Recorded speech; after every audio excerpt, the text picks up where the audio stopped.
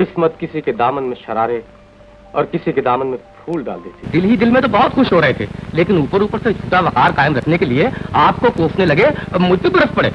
میری طرف یوں کیوں دیکھتی ہے؟ میں نے کیا کیا ہے امی؟ بعض افراد اپنی خیرہ کن صلاحیتوں سے بے شمار لوگوں کو متاثر کرتے ہیں اور ان کا نام ہمیشہ زندہ رہتا ہے. پاکستانی فلمی صنعت میں بھی ایسے اداکاروں نے اپنے فن کا سکہ جمایا جن کے فن کی کئی پرتیں تھی، اور ایسے اداکاروں کو ہم چہت فنکار کہا جاتا ہے. ان میں علاء الدین، آغا تالش، ایم اسماعیل، اجمل خان وغیرہ کے نام قابل ذکر ہے، لیکن ایک نام جو سب سے زیادہ منفرد ہے ان کا نام ہے نعیم ہاشمی. نعیم ہاشمی نہ صرف فلم، ٹی وی اور اسٹیج کے اداکار تھے بلکہ وہ ادیب، شاعر، فلم ساز اور ہدایت کار بھی تھے. مقتولہ کا مرنے سے پہلے بیان اور عینی گواہوں کی شہادتیں نہ بھی ہوتی تو زبان خنجر ہی پکار پکار کر بتا رہی تھی کہ ریحانہ کا خون کس نے کیا ہے. 1940 سے 1950 تک وہ ویلن کا کردار ادا کرتے رہے، لیکن بعد میں انہوں نے کیریکٹر ایکٹر کے طور پر بے شمار فلموں میں کام کیا اور ہر جگہ اپنے فن کا ڈنکا بجایا. نعیم ہاشمی نے فلم چاندنی چوک 1946 ریلیز سے اپنے کیریئر کا آغاز کیا. یہ بھی کہا جاتا ہے کہ ان کی پہلی فلم دیوانے 2 تھی. پاکستان میں ان کی پہلی فلم الزام تھی جو 1953 میں ریلیز ہوئی. ان کی فلمیں سماجی موضوعات پر ہوتی تھی اور وہ عام آدمی کی مشکلات کو اجاگر کرتی تھی. ان کی فلم انقلاب کشمیر ریلیز ہونے سے پہلے ہی بین کر دی گئی. یوں یہ پاکستان کی وہ پہلی فلم ہے جس پر پابندی لگا دی گئی. اس فلم میں نعیم ہاشمی نے ایک جاسوس کا کردار ادا کیا تھا. مبارک منہ سے نکلی ہوئی بات کوئی غلط نتیجہ لا سکتی ہے.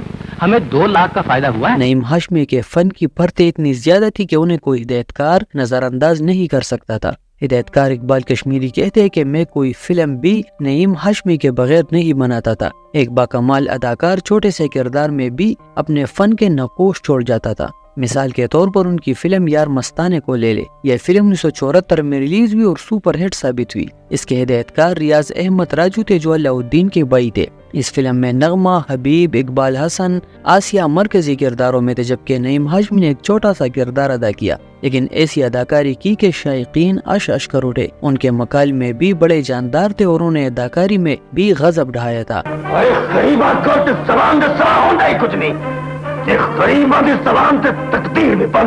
اس طرح بنارسی ٹگ میں نعیم ہاشمی نے ایک روایتی جاگیردار کا کردار ادا کیا، لیکن یہ روایتی جاگیردار کوئی باری برکم شخصیت نہیں بلکہ ایک دبلا پتلا شخص ہے جو اپنی کرخت اور گرجدار آواز میں یہ بتاتا ہے کہ جاگیردار اصل میں کہتے کس کو ہے. شریف بدماش میں انہوں نے ایک مجبور و مقہور شخص کا کردار ادا کیا جو کرائے کے مکان میں رہائش پذیر اور علاقے کے بدماش اسے یہ مکان خالی کرنے کے لیے کہتے ہیں. اس کردار میں نعیم ہاشمی کے چہرے کے تاثرات اتنے زبردست تھے کہ فلم بینوں کو بھی ان کی حالت پر رحم آیا تھا. میں تو کچھ نہیں چاہتا ٹھیکیدار صاحب، میں تو 10 سال تک کرایہ دار ہاں.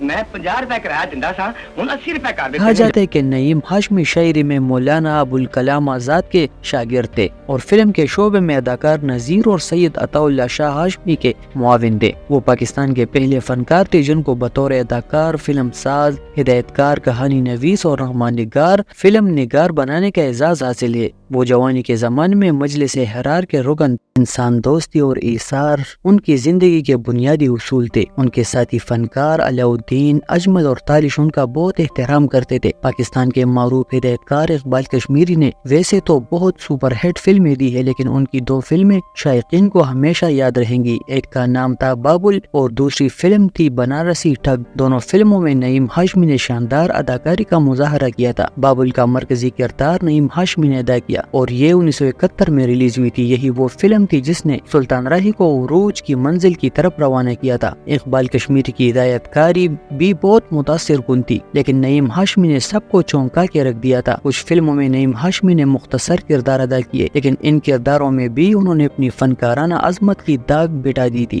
اسی طرح 1973 میں ریلیز ہونے والی مشہور زمانہ فلم بنارسی ٹگ میں انہوں نے ایک ظالم جاگیردار کا کردار ادا کیا. انہوں نے اتنی ڈوب کر اداکاری کی کہ ناقدین اش کر اٹھے. بنارسی ٹگ کا تذکرہ اس لیے بھی ضروری ہے، اس فلم کے مرکزی اداکار منور ظریف اور الیاس کشمیری تھے اور اس کے ساتھ فردوس، زمرد، افضال احمد، سلطان راہی اور اعجاز بھی شامل تھے، لیکن ان سب کی موجودگی میں نعیم ہاشمی نے اپنی شناخت برقرار رکھی. سچی بات تو یہ ہے کہ فلم دیکھنے کے بعد شیخ ناظرین کو منور ظریف اور الیاس کشمیری بھی نہیں بلکہ نعیم ہاشمی کا نام ہی یاد رہتا تھا. یہی ان کی اداکاری کا کمال تھا. آج جب پاکستان فلمی صنعت کے معماروں کی بات ہوتی ہے تو ان میں نور جہاں، تالش، علاء الدین، اجمل، نجم الحسن، عنایت حسین بٹی، سنتوش کمار، سدھیر، غلام محمد، درپن، نذیر اور ظریف کے ساتھ نعیم ہاشمی کا نام بھی پورے احترام سے لیا جاتا ہے. بلا شبہ پاکستانی فلمی صنعت کے لیے نعیم ہاشمی کی خدمات کو بلایا نہیں جا سکتا. یہ بے بدل اداکار 26 اپریل 1976 میں 57 برس کی عمر میں انتقال کر گئے اور اس کے ٹھیک 3 دن بعد ہماری فلمی صنعت کے کامیڈی کنگ منور ظریف بھی خالق حقیقی سے جا ملے. اس طرح پاکستانی فلمی صنعت صرف 3 دنوں میں 2 عظیم فنکاروں سے محروم ہو گئی. نعیم ہاشمی نے 100 سے زیادہ اردو اور پنجابی فلموں میں کام کیا.